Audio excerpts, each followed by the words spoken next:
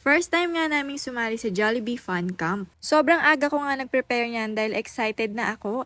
Ang aking bebe. Ito kasi ang first time na sasali siya sa ganito. Kasama nga siya sa batch 1 ng campers. 550 pesos ang binayaran ko sa registration fee. Kasama na doon yung apron at cap na suot niya. Pati na rin yung materials na gagamitin nila sa event. Habang nag-aantay nga kami mag-start ang event ay inayos ko muna yung cap niya dahil medyo malaki sa kanya. Late ko na nga nakita yung post ng Jollibee about sa fun camp nila. At buti na lang ay nakahabol pa kami para magpalista. 1 day at 3 hours event lang naman ito kaya sandali lang kami dito. Ang alam ko nga ay magkakaroon pa sila ng batch 2. Meron din ganito sa ibang branch kaya sa mga gustong sumali ay pwede na kayong humabol at magpalista. Nag-start na nga ang event at tinawag na nga sila isa-isa para ibigay yung name tag at yung passport na gagamitin nila. Sa passport ay nakalagay yung mga activities na gagawin nila at lalagyan nila yan ng tatak. Buti na nga lang at lumalapit itong aking bebe kapag tinatawag ang kanyang pangalan. Akala ko kasi ay magpapasama pa sa akin to kada ina-announce yung name niya. Habang nag-aantay na bumaba sila ay nag-picture-picture muna kami.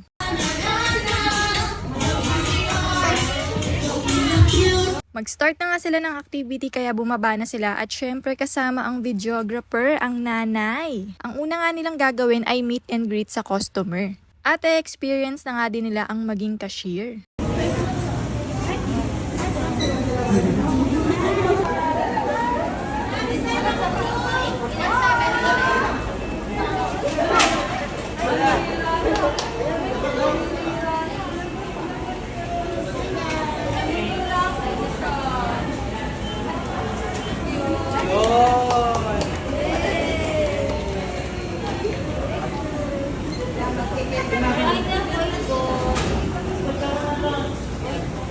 Sunod naman ay magtutour sila sa kitchen. Tapos gumawa na rin sila ng kanya-kanyang choco sundae. Ang next activity naman nila ay gumawa ng yum burger. O kita mo naman ang parents, todo turo. Sobrang laki nga lang ng gloves niya dyan.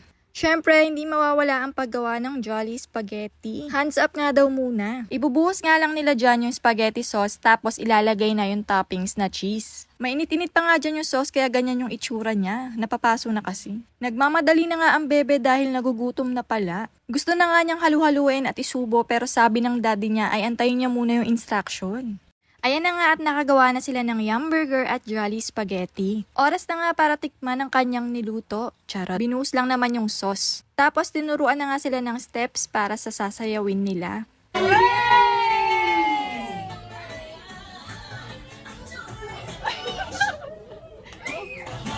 At syempre, hindi kompleto ang event kung wala si Jollibee. At ang last part nga ay bibigay na ang kanilang mga certificate. Thank you Jollibee sa experience. Sa susunod ulit!